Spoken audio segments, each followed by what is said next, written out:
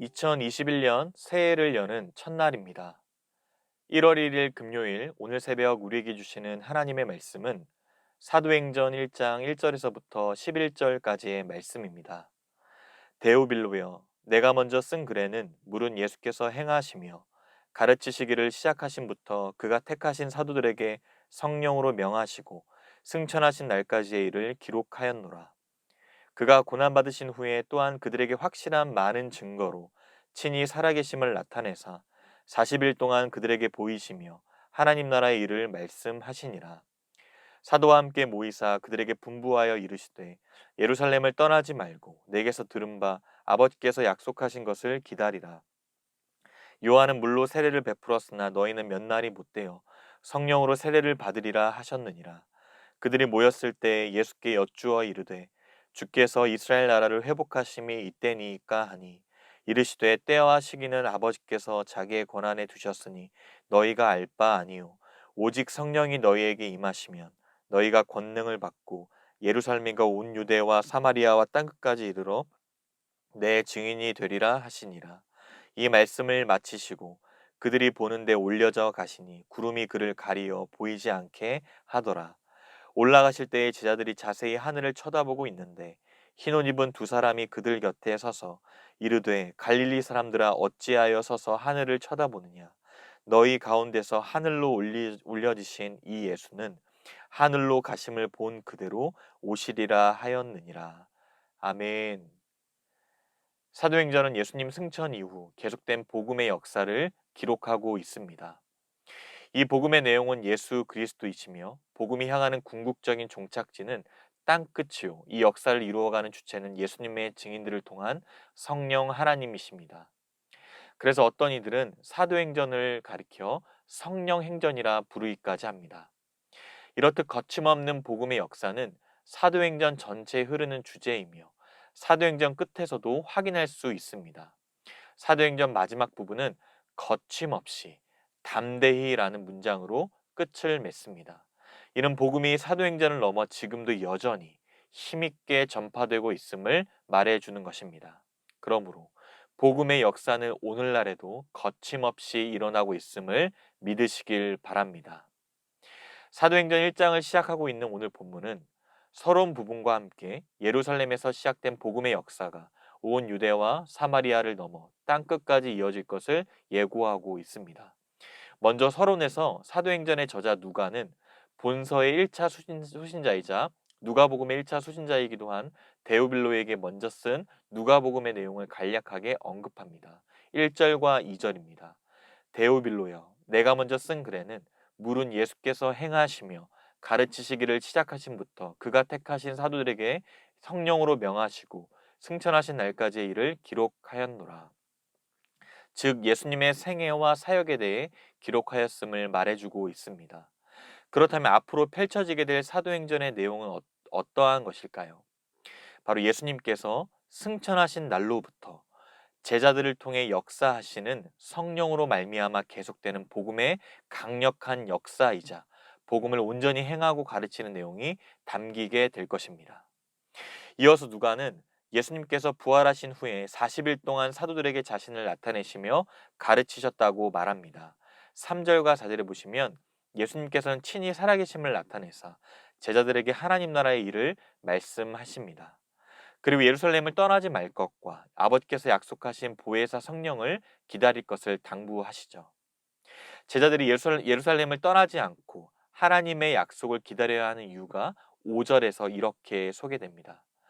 요한은 물로 세례를 베풀었으나 너희는 몇 날이 못되어 성령으로 세례를 받으리라 하셨느니라. 아버지의 약속이란 예수님께서 말씀하신 바 하나님 아버지께서 보내주시겠다고 하신 성령의 약속을 가리킵니다. 성령을 보내주시는 것은 예수님께서 승천하신 후에 행하신 첫 사역인데 이를 통해 복음 전파가 본격적으로 전개될 것을 말씀해주고 있습니다. 이와 관련하여 전에 세례 요한이 증거한 것을 지금은 예수님께서 제자들에게 직접 말씀하십니다. 요한이 베푼 물 세례가 하나의 의식이요 상징이었다면 그리스도께서 베푸시는 성령 세례는 그 의식의 내용이자 그 상징이 가리키는 실체였습니다. 따라서 진정 죄사함을 얻게 하는 참된 회개의 역사가 곧 일어나게 될 것을 의미합니다. 그러나 제자들은 예수님께서 이루시는 온전한 회복이 아닌 로마의 압제하에 있는 이스라엘 국가가 언제 해방되는지, 언제 이방 나라들을 굴복시킬 수 있는지에 온통 마음이 빼앗겨 있었습니다. 그래서 예수님께 이렇게 질문하죠. 6절입니다. 그들이 모였을 때 예수께 여쭈어 이르되 주께서 이스라엘 나라를 회복하심이 이때니까 하니. 예수님께서는 하나님 나라의 일을 말씀하셨지만 그들은 아직 이스라엘 나라에 더 관심이 많았습니다. 이에 대해 예수님께서는 때와 기한은 아버지께서 자기의 권한에 두셨으니 너희의 알 바가 아니라 말씀하시며 오직 성령을 받아 내 증인이 될 것을 선언하십니다. 우리 8절 말씀을 함께 읽도록 하겠습니다. 시작. 오직 성령이 너희에게 임하시면 너희가 권능을 받고 예루살렘과 온 유대와 사마리아와 땅끝까지 이르러 내 증인이 되리라 하시니라. 아멘. 예수님은 때와 기한 대신에 제자들이 해야 할 사명, 그것을 말씀하셨고 이제 곧 예수님의 증인이 되는 일이었습니다. 성령님을 통해 확장되는 복음의 역사를 공간적인 개념으로 기술하고 있습니다. 예루살렘에서 시작된 복음 확장의 이 역사는 온 유대와 또 사마리아로 이어질 것입니다. 그리고 땅 끝까지 복음의 역사는 거침없이 담대히 이어지게 될 것입니다. 이제 오늘 본문을 마무리하며 예수님의 승천 장면이 소개되고 있습니다. 9절에 이 말씀을 마치시고 그들이 보는데 올려져 가시니 구름이 그를 가리어 보이지 않게 하더라. 예수님의 승천이 제자들이 보는 가운데 공개적으로 이루어졌음을 알 수 있습니다. 제자들이 예수님을 자세히 쳐다보고 있을 때 흰 옷 입은 천사 두 사람이 그들 곁에 서서 말합니다. 11절 이르되 갈릴리 사람들아 어찌하여 서서 하늘을 쳐다보느냐 너희 가운데서 하늘로 올려지신 이 예수는 하늘로 가심을 본 그대로 오시리라. 천사들의 이 말은 자신들의 사명을 잊고 신비한 현상 자체에 마음을 빼앗기고 있는 제자들에 대한 경계요, 깨우침이었습니다. 여기서 중요한 사실은 예수님께서 하늘로 가심을 본 그대로 다시 오실 것이라는 겁니다. 그러므로 예수님의 재림은 초자연적이고 공개적인 사건이 될 것을 말해주고 있습니다. 사랑하는 성도 여러분, 예수 그리스도의 오심으로 말미암아 도래된 하나님 나라는 그의 승천을 기점으로 새로운 국면을 맞이하게 됩니다. 이는 예수의 제자들이 더 이상 육신의 예수와 함께 거할 수 없기에 아버지께서 약속하신 성령이 오시기를 기다려야 하는 상황의 변화를 의미하죠. 이후 우리가 잘 아는 대로 오순절 마가의 다락방에서 성령의 놀라운 역사를 체험합니다. 그리고 이후에 정해되는 내용은 성령을 받은 제자들이 그 능력을 힘입어 그리스도의 증인으로 하나님 나라의 확장을 위해 헌신하는 모습이 그려질 것입니다. 에베소서 4장 10절은 이렇게 말합니다. 그가 곧 모든 하늘 위에 오르신 자니 이는 만물을 충만하게 하려 하심이라.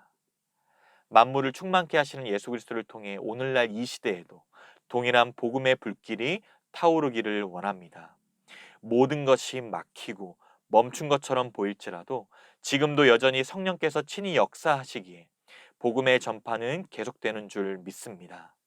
우리가 있는 그곳에서 삶의 치열한 현장에서도 진리의 말씀으로 새롭게 변화되어 은혜의 강물이 거침없이 흘러가게 되기를 바랍니다. 그리하여 모두가 함께 살아나고 온전한 기쁨이 회복되며 진정한 소망을 통해 복음을 담대히 증거할 수 있도록 새해를 시작하는 오늘 성령의 도우심을 구하는 우리 모두가 되기를 주님의 이름으로 축복합니다. 기도하겠습니다. 하나님 아버지, 새롭게 한 해를 시작하게 하시니 감사드립니다. 주께서 주신 은혜를 날마다 기억하며 앞으로 주실 은혜를 더욱 사모함으로 참된 소망이 가득 넘치는 삶이 되게 하여 주시옵소서. 예수님의 부활과 승천으로 이제 그 사역이 예수의 증인된 제자들에 의해 계승되어서 성령을 통해 복음 확장의 역사가 계속해서 이어지는 것처럼 오늘날 교회를 통하여 더욱 담대하게 복음의 확장을 이루며 제자의 삶을 온전히 살아낼 수 있도록 은혜를 베풀어 주시옵소서. 계속되는 코로나 위기 속에서도 교회에 주신 사명을 잘 감당하게 하시고 다시 오실 예수님을 기다리며 산 소망을 붙잡고 어떠한 고난과 역경 속에서도 인내함으로 복음에 합당한 삶을 살도록 인도하여 주시옵소서. 감사드리며 살아계신 예수 그리스도의 이름으로 기도드리옵나이다. 아멘. 개인적으로 기도하실 때 오늘 주신 말씀을 붙들고 기도하시고 주간 기도 제목을 따라 모든 소그룹 모임을 위해 기도하겠습니다. 다락방 방학 중에 있는데 모이지 못하지만 교제의 끈이 계속 이어질 수 있도록 사랑의 소그룹을 잘 감당하고 은혜를 나눌 수 있도록 소그룹 순장님들과 섬기시는 모든 장로님들 심과 회복이 있게 하옵소서. 마지막으로 코로나19 신부상교회 공동 기도문으로 함께 기도하시겠습니다.